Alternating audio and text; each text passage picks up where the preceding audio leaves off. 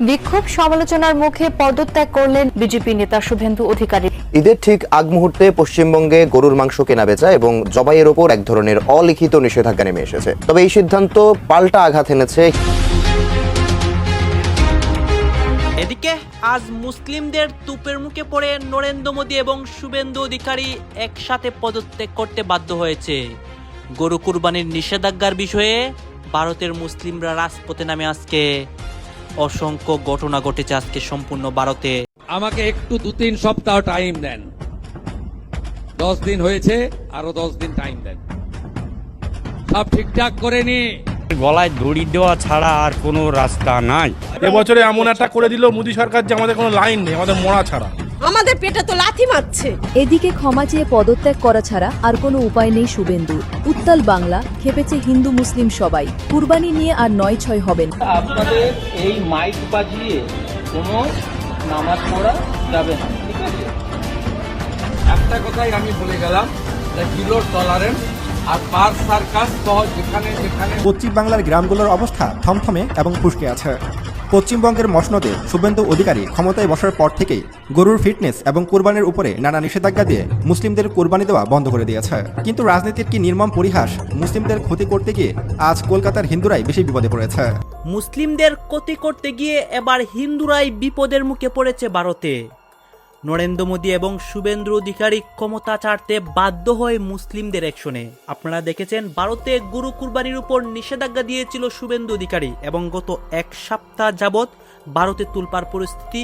আজকে নতুন একটা ঘটনা ঘটে এবং সম্পূর্ণ ভারতে অসংখ্য ঘটনা ঘটে।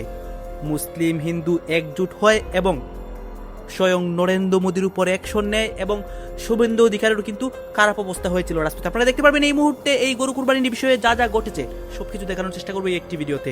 গলায় দড়ি দেওয়া ছাড়া আর কোনো রাস্তা নাই। এবছরে এমন একটা করে দিল মোদী সরকার যে আমাদের কোনো লাইন নেই, আমাদের মরা ছাড়া। আমাদের পেটে তো লাথি মারছে। আমার 5 লাখ টাকা লোন নেওয়া, সব মহিলারা এসছে আমার বাড়িতে। বন্ধুরা, কুরবানি ঈদ আসতে আর মাত্র কয়েকদিন বাকি। আর ঠিক সেই মুহূর্তেই পশ্চিম বাংলার গ্রামগুলোর অবস্থা থমথমে এবং ফুসকে আছে। পশ্চিমবঙ্গের মসনদে শুভেন্দু অধিকারী ক্ষমতায় বসার পর থেকেই গরুর ফিটনেস এবং কুরবানির উপরে নানা নিষেধাজ্ঞা দিয়ে মুসলিমদের কুরবানি দেওয়া বন্ধ করে দিয়েছে। তখন হয়তো তারা ভেবেছিল এবার হয়তো সংখ্যালঘু মুসলিমদের দারুণভাবে কোণঠাসা করা যাবে এবং কট্টরপন্থী হিন্দুদের সাপোর্ট পাওয়া যাবে। কিন্তু রাজনীতির কি নির্মম পরিহাস, মুসলিমদের ক্ষতি করতে গিয়ে আজ কলকাতার হিন্দুরাই বেশি বিপদে পড়েছে। আজ মালদা, মুর্শিদাবাদ থেকে শুরু করে উত্তর 24 পরগনার গ্রামগুলোতে কান পাতলে কোনো দাঙ্গার কথা শোনা যায় না, শোনা যায় খামারিদের বুক ফাটা কান্না। আজ ভারতীয় হিন্দুরা গরু বিক্রি করতে না পেরে আত্মহত্যার পথ বেছে নিয়েছে। কারণটা অত্যন্ত পরিষ্কার, অর্থনীতি কখনো কারো ধর্ম বোঝে না। গ্রামের একজন সাধারণ প্রান্তিক হিন্দু কৃষক যারা বছরের পর বছর ধরে নিজেদের সন্তানের মতো একটি গরু বা মহিষ লালন পালন করেন, এগুলো তাদের কাছে সেফ জন্তু নয়। এগুলো তাদের তিলে তিলে গড়ে রাখা জমানো পুঁজি, জীবনের সবথেকে বড় ফিক্সড ডিপোজিট। কুরবানির গরু বিক্রি করে যে মোটা টাকা ঘরে আসে তা দিয়ে হয়তো কৃষকদের মেয়ের বিয়ে হয়, ভাঙ্গা ঘরের চাল ঠিক হয় বা মহাজনের চড়া সুদের টাকার ঋণ মেটে। কিন্তু শুভেন্দু অধিকারীর নতুন ফতোয়ার জাতাকলে পড়ে আজ সেই গরু বিক্রি সম্পূর্ণ বন্ধ হয়ে গেছে। সুস্থ সবল পশু বিক্রি করা যাবে না, আর এই আজগবি নিয়মে পুরো গরুর বাজার মুখ থুবড়ে পড়েছে।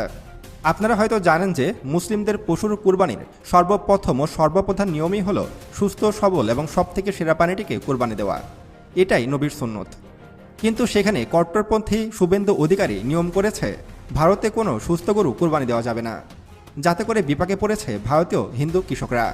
তারা বিভিন্ন ব্যাংক বা এনজিওর কাছ থেকে লোন করে ধার দেনা করে যে গরু লালন পালন করেছিলেন, আজ সেই গরুগুলোই তাদের গলার কাটা। প্রাণী খাতে বিনিয়োগ করা আজ কোটি কোটি কৃষক নিঃস্ব। তাদের চোখে অন্ধকার আর মুখে একটাই প্রশ্ন, ধর্মের রাজনীতি করতে গিয়ে আজকে আমাদের পেটে কেন লাথি মারল সরকার? গ্রামের এই হাহাকারের রেশ আজ আছড়ে পড়েছে খোদ কলকাতার বুকেও। আজ গরু বিক্রি করতে না পেরে আত্মহত্যার পথ বেছে নিয়েছেন খোদ হিন্দুরাই। যে ভারতীয় উগ্র হিন্দুরা মুসলিমদের বিপদে ফেলতে চেয়েছিল, আজ তারা ঠিক নিজেরাই বিপদে পড়ে গেছে। আজ না খেয়ে মারা যাচ্ছে লাখ লাখ হিন্দু পরিবার। শুভেন্দু অধিকারী আজ মুসলিমদের পায়ে ধরার পথে হাঁটছে। মুসলিমদের বিপদে ফেলতে গিয়ে কীভাবে হিন্দুরাই নিজেদের জন্য কবর খুঁড়ল সে বিষয়ে বিস্তারিত আলোচনা করা হবে আজকের ভিডিওটিতে। সেই সাথে পুরো ভারত জুড়ে গরু পালন এবং গরু বিক্রি বন্ধ হয়ে গেলে কি কি বিপদে পড়বে তারা, সে বিষয়ে বিস্তারিত আলোচনা করা হবে সায়েন্স বিডির আজকের ভিডিওটিতে। তাই ভিডিওটি মনোযোগ সহকারে একদম শেষ পর্যন্ত দেখতে থাকুন। তো চলুন শুরু করা যাক। নাম্বার 1, রপ্তানি বাণিজ্যে বিশাল ধস। হিন্দুত্বের আড়ালে গরুর মাংস বিক্রিতে কিন্তু ভারত পৃথিবীর দ্বিতীয় বৃহত্তম দেশ। গরুর মাংস এবং মহিষের মাংস রপ্তানি করে ভারত কিন্তু প্রতি বছর হাজার হাজার কোটি টাকা আয় করে। যখন ভারতীয় গরিব হিন্দুরা গরু বিক্রি করতে পারবে না, তখন কিন্তু তারা আস্তে আস্তে গরু পালন করা বন্ধ করে দেবে। তখন গরুর মাংসের চাপ গিয়ে পড়বে বাফেলো মাংসের উপরে, অর্থাৎ মহিষের মাংসের উপরে। তখন কিন্তু ভারত আর ইচ্ছামতো বাফেলো মিট বিদেশে রপ্তানি করতে পারবে না, আর বৈদেশিক মুদ্রাও অর্জন করতে পারবে না। তাই ভারতের অর্থনীতিতে বড় ধরনের একটি ধস নামবে এই গরু পালন বন্ধ হলে। নাম্বার 2, ডেইরি শিল্পে মহাবিপর্যয়। ডেইরি ফার্ম থেকে শুরু করে সাধারণ কৃষক যারা দুধ বিক্রি করে সংসার চালান, তাদের অর্থনীতির মূল ভিত্তিটাই হলো এই গরু পালন। গরুর বয়স হয়ে গেলে যখন গরু দুধ দিতে অক্ষম হয়ে পড়বে, তখন সেই অক্ষম গরুগুলোকে কসাইখানায় বিক্রি করে নতুন গাভী কেনা হয়। কিন্তু গরু কেনাবেচা বন্ধ হয়ে গেলে কৃষকরা সেই অক্ষম গরু দিয়ে কী করবে? একজন গরিব কৃষকের পক্ষে প্রতিদিন শত শত টাকা খাইয়ে একটি অক্ষম গরুকে বসিয়ে পোষা কোনোভাবেই সম্ভব নয়। যে অক্ষম গরুকে মুসলিমদের কাছে বিক্রি করে যে মোটা অঙ্কের অর্থ পাওয়া যেত, সেই অর্থ তো পাওয়া যাবেই না, উল্টা আরও সেই অক্ষম গরুকে বসিয়ে শত শত টাকার খাবার খাওয়াতে হবে। এটা ভারতের কোনো গরিব কৃষকের পক্ষে কখনোই সম্ভব নয়। বাধ্য হয়ে সেই অক্ষম গরুগুলোকে রাস্তায় ছেড়ে দিতে হয়। তখন সেই লক্ষ লক্ষ গরু বা ভবঘুরে ক্যাটেল, তখন এরা কৃষকের সোনার ফসল নষ্ট করবে এবং রাস্তায় ট্রাফিক জ্যাম বা দুর্ঘটনা বাড়াবে। এমনকি অনেক গরু রাস্তার মাঝে মরে থাকবে, সেগুলো পচে দুর্গন্ধ বাড়াবে। সেগুলো পরিষ্কার করতেও ভারতীয় সরকারের হাজার হাজার কোটি টাকা ব্যয় হবে। আবার এইদিকে লোকসানের পাহাড় টানতে টানতে ডেইরি ইন্ডাস্ট্রিগুলো লাতে উঠবে। বাজারে দুধ, ঘি, মাখন এবং পনিরের দাম রকেটের গতিতে বাড়তে থাকবে। এমনকি বাজারে এগুলো পাওয়াই যাবে না। নাম্বার 3, চামড়া শিল্পের অপমৃত্যু। গরু বা গরুর মাংস বিক্রি বন্ধ হওয়ার কারণে সবথেকে বড় প্রভাব পড়বে চামড়া শিল্প বা লেদার শিল্পের উপরে। আপনারা হয়তো জানেন যে কলকাতায় এখনও অনেক বড় বড় কোম্পানি বা ফ্যাক্টরি রয়েছে যারা গরুর চামড়া দিয়ে দামি দামি ব্যাগ এবং জুতা স্যান্ডেল তৈরি করে থাকে। সেই সব বড় বড় ফ্যাক্টরি বন্ধ হয়ে যাবে এবং কর্ম হারাবে হাজার হাজার ভারতীয়রা। এমনিতেই বর্তমানে কলকাতায় ব্যাপক হারে বেকারত্ব বেড়ে গেছে। বর্তমানে প্রায় 36 লক্ষ বেকার রয়েছে পুরো পশ্চিমবঙ্গ জুড়ে। নতুন করে আরও 2 থেকে 3 লক্ষ মানুষ সেই বেকারত্বের খাতায় নাম লেখাবে। যেই চাপ সামলাতে পারবে না শুভেন্দু অধিকারী।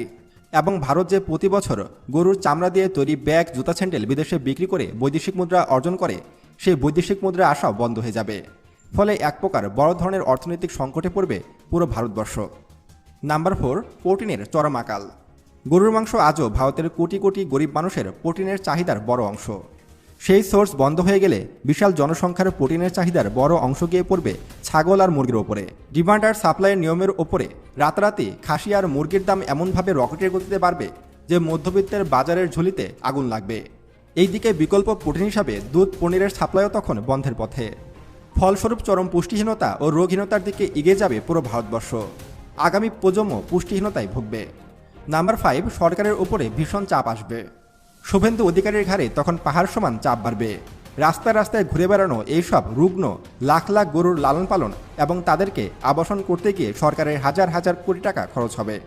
স্বাস্থ্য খাত বা শিক্ষা খাতের মতো অহেতুক অন্যান্য খাত থেকে টাকা নিয়ে এসে এই ভবে ঘুরু গরুর পিছনে খরচ করতে হবে। চামড়া শিল্প বা মাংস শিল্প বন্ধ হয়ে গেলে যেসব মানুষ কর্ম হারাবে, তাদেরকে নতুন করে কর্ম দিতে হবে বা চাকরি দিতে হবে শুভেন্দু অধিকারীর। ঈদের ঠিক আগ মুহূর্তে পশ্চিমবঙ্গে গরুর মাংস কেনাবেচা এবং জবাইয়ের ওপর এক ধরনের অলিখিত নিষেধাজ্ঞা নেমে এসেছে। তবে এই সিদ্ধান্ত পাল্টা আঘাত এনেছে হিন্দু খামারিদের ঘরে, যা নিয়ে বিপাকে পড়েছেন সদ্য ক্ষমতার মসনদে বসা বিজেপি নেতা শুভেন্দু অধিকারী। বিস্তারিত জানাচ্ছেন তৌফিকুল আশিক। 14 বছরের নিচে কোনো গরু কেউ বিক্রয় করতে পারবে না এবং কেউ কিনতেও পারবে না। গোমাতাকে পাড়া যাবে না, তাহলে বিহারে তো ফ্রি গরু দিতে পারতো মোদি। গরু মোদিকে দিয়ে দিব, গরু নিলে কা মোদি।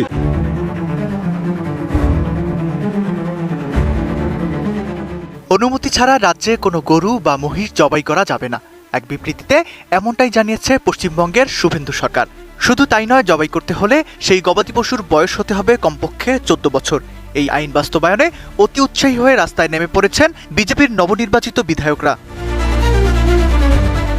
উত্তর 24 পরগনার হিঙ্গলগঞ্জে খোদ বিজেপি এমএলএ রেখাপাত্র গবাদি পশুবাহী গাড়ি আটকে গরুর বার্থ সার্টিফিকেট বা জন্মসনদ দাবি করছেন, যা নিয়ে তীব্র কটাক্ষ করেছে তৃণমূল কংগ্রেস সহ বিরোধী দলগুলো। তবে এই আইনি কড়াকড়ির জবাবে এক নজিরবিহীন ও নীরব কৌশল বেছে নিয়েছেন পশ্চিমবঙ্গের মুসলিমরা। কলকাতার ঐতিহ্যবাহী নাখোদা মসজিদের ইমাম মাওলানা মোহাম্মদ শফিক কাশেমির আহ্বানে শুধু কোরবানি নয়, গরুর মাংস খাওয়া বন্ধ করে দিয়েছেন মুসলিমরা। আর ঈদের আগে এভাবে গরু কেনা সম্পূর্ণ বন্ধ করে দেয়ায় তৈরি হয়েছে এক বিপরীতমুখী সংকট। না গাছ কেন নাই, ভয় কিনছে না কেউ, মদ খেয়ে গরু কিনতে হবে, মদ খেয়ে। পশ্চিমবঙ্গে শুধুমাত্র কোরবানির ঈদকে লক্ষ্য করে বিপুল অর্থ ও শ্রম বিনিয়োগ করে গরু মোটাতাজা করেন হিন্দু সম্প্রদায়ের হাজার হাজার খামারি ও ব্যবসায়ী। কিন্তু মুসলিম ক্রেতারা বাজার থেকে একযোগে মুখ ফিরিয়ে নেয় সেই বিপুল যত্নে বড় করা গরুগুলো এখন গোয়ালেই অবিকৃত পড়ে আছে। চরম লোকসান আর ঋণে জর্জরিত হওয়ার আশঙ্কায় হাহাকার শুরু হয়েছে এই হিন্দু ব্যবসায়ীদের ঘরে। আমার 5 লাখ টাকা লোন নেওয়া, সব মহিলারা এসে আমার বাড়িতে এসে বলছে লোন শোধ করো, আমি কি করে করব? এই জটিল পরিস্থিতিতে 18 মে রাজ্য মন্ত্রিসভার এক গুরুত্বপূর্ণ বৈঠক শেষে পশ্চিমবঙ্গের নারী ও শিশু কল্যাণ মন্ত্রী অগ্নিমিত্র পাল সাংবাদিকদের জানান, পরিস্থিতি অত্যন্ত গুরুত্বের সাথে পর্যবেক্ষণ করছেন মুখ্যমন্ত্রী শুভেন্দু অধিকারী নিজেই। এই অর্থনৈতিক ধাক্কা ও খামারিদের ক্ষোভ সামাল দিতে রাজ্য সরকার খুব দ্রুতই একটি সুনির্দিষ্ট ও বিকল্প পরিকল্পনা গ্রহণ করবে, যা মুখ্যমন্ত্রী নিজেই বিস্তারিত ঘোষণা করবেন। এদিকে মুসলিম প্রধান জেলা মুর্শিদাবাদের প্রবীণ কংগ্রেস নেতা অধীর রঞ্জন চৌধুরী মুখ্যমন্ত্রীকে দেওয়া এক চিঠিতে সতর্ক করেছেন যে মুসলিম প্রধান অঞ্চলে এই বিভ্রান্তি ও গবাদি পশু জবাইয়ে নিষেধাজ্ঞা যেন কোনোভাবেই সাম্প্রদায়িক সম্প্রীতি নষ্ট না করে। তিনি ধর্মীয় রীতিনীতি শান্তিপূর্ণভাবে পালনের জন্য নির্দিষ্ট স্থান চিহ্নিত করার দাবি জানিয়েছেন। বিশ্লেষকরা বলছেন, গরুকে কেন্দ্র করে যে মেরুকরণের রাজনীতি শুরু হয়েছিল তার অর্থনৈতিক কুফল এখন ধর্মবর্ণ নির্বিশেষে প্রান্তিক মানুষের উপর আঘাত হানছে। কলকাতার রেস্তোরাঁগুলো থেকে গরুর মাংস উধাও হওয়া, মাংস ব্যবসার সাথে জড়িত লাখ লাখ মানুষের কাজ হারানো এবং খামারিদের এই বিশাল আর্থিক ক্ষতি পশ্চিমবঙ্গের অর্থনীতিকে কোথায় নিয়ে দাঁড় করাবে সেটাই এখন বড় প্রশ্ন। আমাকে একটু 2-3 সপ্তাহ টাইম দেন। 10 দিন হয়েছে, আরো 10 দিন টাইম দেন, সব ঠিকঠাক করে নি। যা যা আপনারা ভেবেছেন আমরা একটা একটা করে করছি। জনগণনা সেন্সাস আটকে রেখেছিল আগের সরকার, ভাবতে পারেন আগের সরকার রাষ্ট্রবাদী ছিল, দেশের জনগণনা আটকে রেখেছিল, আমরা চালু করে দিয়েছি। বিএনএস ভারতীয় ন্যায় সংহিতা চালু করতে দেয়নি, চালু করে দিয়েছি। বর্ডারকে সুরক্ষিত করা, অভারতীয়দের দরজা দেখিয়ে দাও, घुसपैठिया हटाओ, जाओ जहां से आया था उस रास्ता से जाओ, वापस जाओ बांग्लादेश। আরে এখানকার তৃণমূল সিপিএম কংগ্রেস যত না চিড়বিড়ানি করছে, শুভেন্দু মুখ্যমন্ত্রী হওয়ার পরে বাংলাদেশের জামাতিদের চিড়বিড়ানি অনেক বেশি হয়ে যাচ্ছে। अरे मैं डरने वाला आदमी नहीं हूं, झुकने वाला आदमी नहीं हूं, डराने का काम करने का कोई जरूरत नहीं है। भाजपा ने जो कमिटमेंट दिया वो पूरा करने का काम भाजपा का चीफ मिनिस्टर करेगा करेगा करेगा। नेशन फर्स्ट, देश को सुरक्षित रखने का काम भारतीय जनता पार्टी का ही सरकार करेगा। पहले तो वोटर लिस्ट में डिटेक्ट हो गया, उसका बाद वोटर लिस्ट में डिलीट हो गया, अभी तो टाइम आ गया है बंधु डिपोर्ट करने का। डिपोर्ट का टाइम तो आ गया। और एक्शन तिलजोला में हुआ, भाई कोर्ट में गया है, जाओ ना भाई, बिल्डिंग प्लान नहीं है, ये सब नहीं चलेगा। आप लोग 5 सर्कस में काल जो किया हमारी पुलिस भाई के साथ, आपको भुगतना पड़ेगा, बहुत जोर भुगतना पड़ेगा। पुलिस के ऊपर पत्थरबाजी करेगा तो सबक सिखाने का काम भारतीय जनता पार्टी की सरकार करेगा। और आसनसोल में फाड़ी में तोड़फोड़ कर दिया ना, 200% वसूली होगा। जो किया है उसको पकड़ से निकाल के करूंगा। कलकत्ता कॉर्पोरेशन से फाइल मंगा था, 4 नाम बता रहा हूं, 4 नाम, किस तरीके से ये लोग लूटा है बंगाल को आप लोग को पता नहीं है। ये लूटने वाला आदमी को 2 कमीशन आज कैबिनेट ने बना दिया, एक में चेयरमैन है एक्स जस्टिस विश्वजीत बासु और मेंबर सेक्रेटरी है करप्टेड पीपल का जयरामन साहब आईपीएस, जिन्होंने एसजीडीए घोटाला में आईपीएस को जेल की आईएएस को जेल के अंदर दिया था, जयरामन साहब ही सब ভ্রষ্টাচারী কো আন্দার। গাইজ আপনারা তো দেখলেন এখানে কি কথা হচ্ছে, অনেকে কিন্তু অনেক কথা বলতেছে। বিশেষ করে এখানে দেখতে পাচ্ছি আমরা ভারতের গরু কুরবানির বিষয় নিয়ে অসংখ্য ঘটনা ঘটে এবং ভারতের অসংখ্য নিউজ আপনাদেরকে দেখিয়েছি। এখানে কিন্তু স্পষ্ট করে অনেক কথা বলা হচ্ছে গাইজ। এই বিষয়গুলো